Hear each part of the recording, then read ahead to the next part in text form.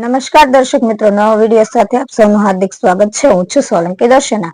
ભાવનગર તારીખ 28 ને રવિવાર ભાવનગર શિવ શક્તિ હોલ કંસર્ટ સરદાર સ્મૃતિ પાસે એક પછી એક એમ ત્રીજા પત્રકાર અધિવેશનની મજબૂત સફળતા। ભાવનગર સ્ટેટ યુવરાજસિંહ વિજયરાજસિંહજી ગોહિલના અધ્યક્ષસ્થાને અને જિલ્લા કલેક્ટર શ્રી મનીષકુમાર બંસલની હાજરી, આમંત્રિત મહેમાનોની વિશાળ ઉપસ્થિતિ અને પ્રદેશ જિલ્લા ઝોનના હોદ્દેદારોની હાજરી પણ ઉડીને આંખે વળગતી હતી। પત્રકાર એકતા પરિષદ ભાવનગર ટીમ દ્વારા કરાયેલી આયોજનની ચોમેર સરાહના સાથે સફળતાની ચર્ચાને પ્રદેશ અધ્યક્ષ દ્વારા થયેલી નવી જાહેરાતો અધિવેશનને નવા ટ્રેક પર નવા સ્વરૂપે ભાવનગરથી ગુજરાતને દિશા આપી। હવે અધિવેશનમાં પત્રકારોના બદલે સમાજ શ્રેષ્ઠીઓ, દાતાઓ કે અધિકારીઓના સન્માન સાથે ગુજરાતના 34 જિલ્લાના પત્રકારોને પત્રકાર એકતા પરિષદ દ્વારા 10 લાખ વીમા કવચ સાથે સભ્ય નોંધણી અને ઓળખ કાર્ડ સાથે રેકોર્ડ આધારિત સંપૂર્ણ સંગઠનની એક નવી ઊંચાઈ સર કરવા તરફ એક કદમ પ્રારંભ ભાવનગરથી થયો છે। પત્રકારોના અધિવેશનમાં એકવાર આમંત્રિત મહેમાનો બનેલા સ્ટેટ યુવરાજ ફરી અધ્યક્ષ સ્થાને બિરાજતા જ આગામી અધિવેશન ભાવનગર નીલમબાગ પોલીસમાં યોજવા જયાબંધની જાહેરાત તથા પત્રકારો ખુશીથી કૂદ્યા અને તાળીઓથી વધામણા।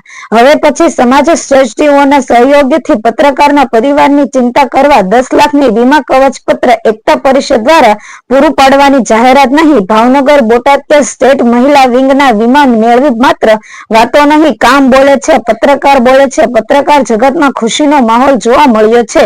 જિલ્લા કલેક્ટર શ્રી મનીષકુમાર બંસલે પણ હળવાશની પળોમાં પોતાની વક્તવ્ય સમાજ જીવનની સાચી દાસ્તાનના દ્રષ્ટોથી સાથે હળવા મૂડમાં જોવા મળ્યા ત્યારે સહજતા કે સરળતાની જોડ મંચ શોભાવતી હોય તેવો માહોલ બન્યો હતો। બ્યુરો ચીફ દિનેશકુમાર બાબરિયા ગેટી સાથે રિપોર્ટર જીતેન્દ્ર સોલંકી રામધરી।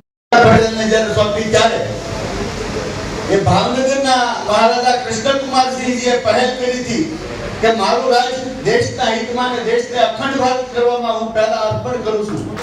1865 કરોડ રૂપિયા અને ઘરેણા સહિત આવું યોગદાન કોઈએ આ દેશને અખંડ ભારત કરવામાં જ્યારે પાયો નાખ્યો ને, પ્રારંભ કર્યો હોય ને, ઈ પરિવાર, ઈ ખાનદાનના જ્યારે યુવરાજ આપણી વચ્ચે હોય અને એવું જ પાછું વ્યક્તિત્વ અમે જોયું। મારે કેવું પડ્યું સુધતા કે પડી ભાઈ મળવા ન કરી તો વારંવાર ઊભા થાય, બધાને મળે તો થાકી ન જાય, આપણે એટલી વખત નથી થઈ શકતા।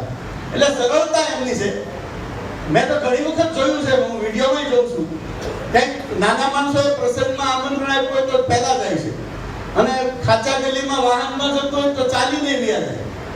મેં ઘણા વિડીયો જોયા, એટલે એની સાદગી છે ને આપણને એમ થાય કે નહીં, જેવા રાજા હોય એવા વારસો હોય। એટલે આપણા માટે ગૌરવ છે આજના અધ્યક્ષ છે એમને આપણા યુવરાજ શ્રી જયવીરાજસિંહજી ગોહિલ આપણા આમંત્રણને માન આપી પધારેલા આપણા સમાજ શ્રેષ્ઠી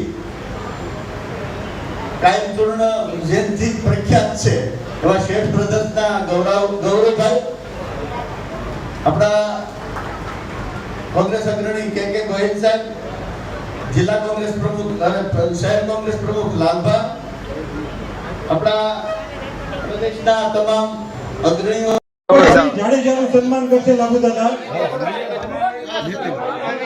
નીરજભાઈ ડાભીનું સન્માન કરશે લાભુ દાદા। નીતિનભાઈ ગેલાણીનું સન્માન કરશે લાભુ દાદા। જસ્મીનભાઈ રૂપાણીનું સન્માન કરશે લાભુ દાદા।